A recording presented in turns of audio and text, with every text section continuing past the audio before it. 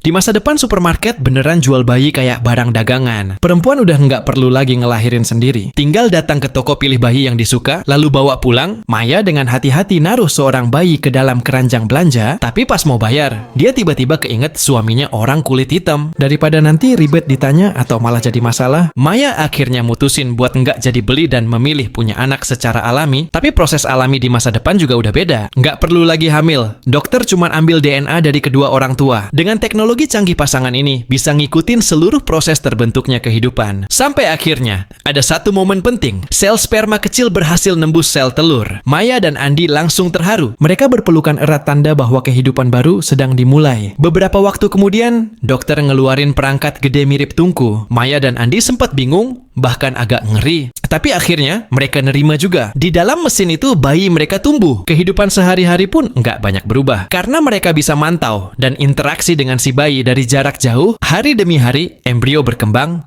lalu dipindah ke pot yang lebih canggih. Suatu ketika, staf rumah sakit ngasih mereka sepasang headphone. Dan untuk pertama kalinya, mereka bisa dengar detak jantung bayi mereka sendiri. Walaupun ukurannya masih sekecil gelembung, momen itu bikin hati mereka penuh harapan. Sampai di rumah, mereka sibuk nyiapin kamar bayi dengan semangat. Waktu terus berjalan, dan akhirnya mereka diizinkan bawa pulang pot itu. Awalnya diletakkan di kamar tidur, tapi malam pertama terasa aneh. Andi akhirnya mindahin ke ruang tamu. Saat ngangkat pot Andi hampir jatuh. Untungnya masih bisa jaga keseimbangan. Tapi malamnya alarm keras tiba-tiba bunyi. Mereka panik keluar kamar dan baru sadar. Mereka lupa ngisi ulang cairan nutrisi untuk pot itu. Untungnya masih bisa ditangani. Dan hari-hari berikutnya, bayi mereka tumbuh stabil. Sampai akhirnya kapasitas pot udah maksimal bayi hampir siap lahir. Mereka harus balikin pot itu ke fasilitas khusus buat proses persalinan. Tapi pas pulang ke rumah tanpa pot, mereka merasa ada yang kosong. Beberapa hari kemudian, dokter nelpon. Bayi mereka bakal segera diinduksi. Maya dan Andi kaget. Kok bisa cepet banget?